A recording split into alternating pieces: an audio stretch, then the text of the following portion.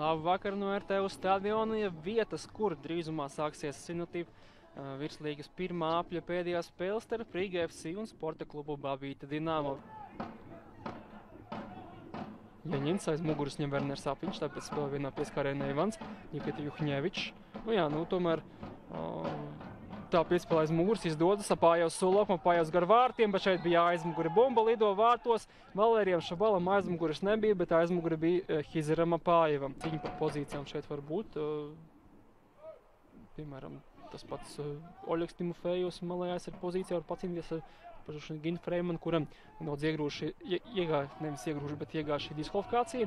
Vēl arī Šabalā, Sitiens un labi, ka šeit Babītē, ka šeit Apājevam bumba neuzkrita uz kājas. Vaščuks ar galvu nomet Punculam, atpakaļ Timofejevam. Un arī redzam rīdzinieku honus.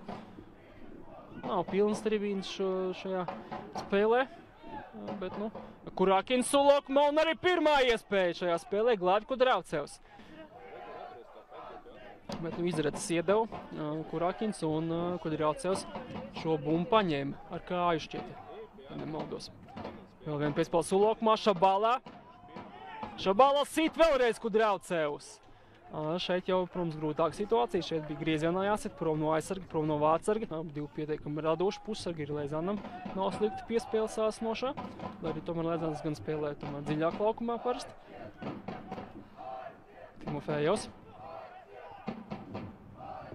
Apājevs šo bumbu panāk, bet sit pāri. Balkāru leģionārs.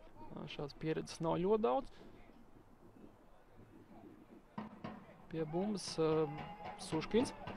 Suškins arī Eiropas spēlējis, Jelgavas rindās. Un šeit īsumā bija diezgan labi iespēja Babītē Dinamo.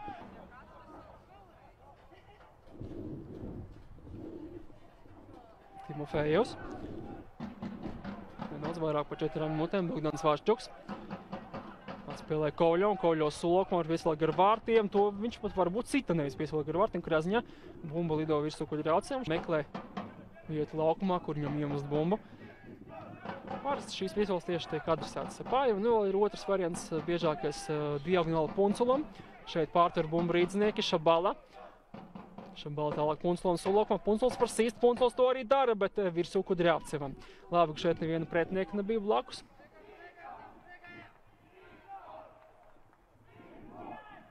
5 rīdznieki Sulokmā, centrējums Gorkša virzienā. Šeit galvu tomēr nospēlēja Manfreds Kārkliņš. Un šeit jau bloķē bīstam sitienu. Šķiet, ka Erika Puncula izpildījumā. Sulokmā joprojām 5 futbolisti. Rīgas komandai. Izspēlē īsi ar Antonu Kurākinu. Kurākinu piespēlē īsi uz pat to stabu. Šeit ir pendele pret Valēriju Šabalu. Kurš šeit pārkāp noteikums, saķer galvu, bet bija šeit pendeli. Pilnīgi liekas spēriens Šabalam pa kājām. Kopumā virslīgā tāda vispār paņem tikai 4, kuriem vismaz 3 vārti. Bet par to pēc šīs epizodes, ja būs tāda nepieciešamība. Apājevs un trapa pa vārtu stabu izdzīvo Babīta Dinamo. Un Werners Apiņš kopā ar pārējo komandu var ļoti atvieglot uzelpot. Lai arī tā līga, kurā viņš spēlē, nebija varbūt pat kvalitīvākā, bet pietiekami labi līmeņa leģionārs un stabili pamatstāv vērtība viņš ir Rīgas sastāvā. Un arī pietiekami jauns futbolists gada ziņā. Šabalā sit un Kudravcevs atvaira. Un šeit jau Daņīlovs nospēlē, pēc tam arī Baikos. Gan arī savā dzimtenē Baltkrievijā, protams, diezgan daudz spēlējis. Arī Minskas Dinamo rindās bijis. Viens no Baltkrievijas top klubiem noteikti, ar ko arī pagājušā gadā spēlēja Jūrmālas Spartaks Eiropas līgā, bet zaudēja 2 spēles summā. Grjaznovs un ir 1-0 Werners Apiņš 64. minūtē. Tagad Werners ir pilnībā rehabilitējies par savu pendeli un 1-0 Babīta Dinamo ir vadībā. Tāpat kā pret Jūrmālas Spartaku, tāpat arī pret citu top komandu. Tā kā paužu principā arī līdz diezgan maz maiņu, arī maz, tad domāju, ka arī pārāk daudz pieliktā laika nebūs, tā kā rīdzniekiem ir tiešām jāsteidzas. Pat, ja viņi panāk izlīdzinājumu, arī diez vai ar punktu viņi būs mierā šajā spēlē. Timofejos, centrējums un Gorkša galvu, bet virsū Kudravcevam. Bet, laika mainiekiem ir ļoti maz, un tiešām viņam jāgūst principā 2 vārti. Bet no sākums mums šeit vien ir jāiebakst. Vēl viens centrējums, protams, tagad spiediens palielinās. Vēl viens sitiens un sit labi pāri Valērijas Šabala bīstami. Sliktākais variants šeit būtu vienkārši piespēle pretniekam, vai kādam no aizsargiem, vai kāds vācikam uzreiz varētu sekot pretuzbrukumu. Šeit var atgriezties savās pozīcijās, turklāt iegūst kaut kādas sekundes, un laiks tik un tā ir pagājis uz priekšu. Centrējums vēl viens Gorkšam, Šabala sit 1-1! Valērijas Šabala gūs savus otros vārtus virslīgā, un Rīdznieki steidz uz laukuma centru, jo viņiem vajag uzvaru šajā mačā. Valērijas Šabala. Redzam vēlreiz šo epizodi. Jeņina piespēle būs Kasparam Gorkšam. Gorkšs šķiet, ka bumbu nenospēlēja. Visi bumbu ārā no Sulokuma Baikovs, Kovaļovs, Juhņevičs. Pakaļ Timofejevam.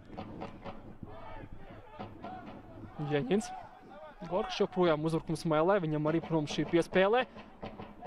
Un Šabala panāk 2-1. Valērijas Šabala dažu minūšu laikā gūs 2 vārtus. Un pēkšņi no 0-1. Paliek tikai, Bavītē nepaliek vairs vispār nekas, 2-1 Rīgas labā, un kompensācijas laiks būs 4 minūtes. Tagad jau Bavītē Dinamo ir jāiet uz priekšu. Bogdaškins atpakaļ Kurakinam. Gorkšs. Un ar to arī spēle ir galā. 2-1. Laimīga, ļoti laimīga uzvara Rīdzniekiem. Vēl pirms minūtēm 10 vadībā bija Bavītē Dinamo, bet 2 vēli vārti Valērijam Šabalam. Un tomēr 5. uzvara pēc kārtas Rīdzniekiem. Un 2. vieta turnīra tabulā pēc fināla apļa, turklāt ne par 1 punktu neatliekot no Jūrmālas Spartaka.